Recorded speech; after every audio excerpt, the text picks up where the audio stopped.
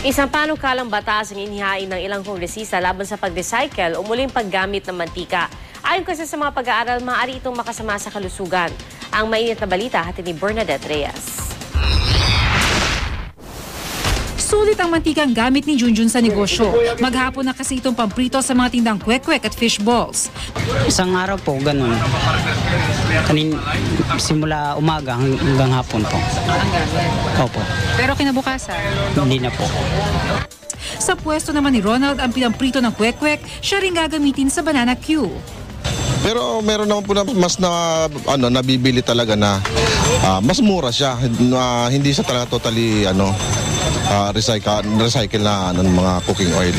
Maging mga malalaking negosyo gumagamit daw ng recycled cooking oil dahil mas mura. Pero sa panukalang batas na Anti-Use Cooking Oil Act of 2012, nais ng ilang kongresista na ipagbawal ng pagbenta at pag-recycle ng used cooking oil na gagamiting panluto. Lumabas daw kasi sa ilang pag-aaral na ang paggamit nito maaaring magdulot ng iba't ibang sakit sa tao.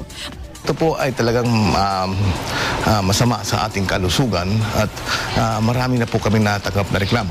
Batid na mga nawiwili sa street food na may sakit na maaaring mapulot sa pagkain nito.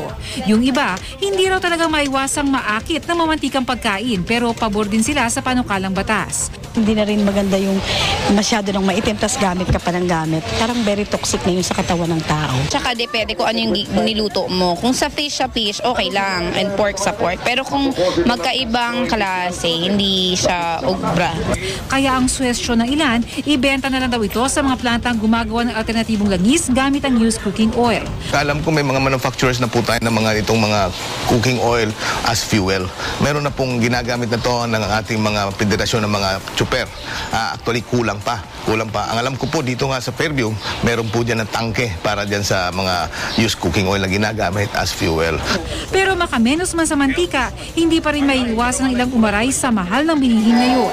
Ang grupong Akap Bata nagsagawa ng tinaguriang lugaw protest kontra sa patuloy na pagtaas ng presyong petrolyo. Lugaw na lang daw ang pagkain ng mga mahihirap. Nababawasan ang kakayahan ng mga pamilyang Pilipino na magbigay ng pondo para doon sa mga nutrisyon na kailangan ng mga bata sa pang-araw-araw. Bernadette Reyes, GMA News.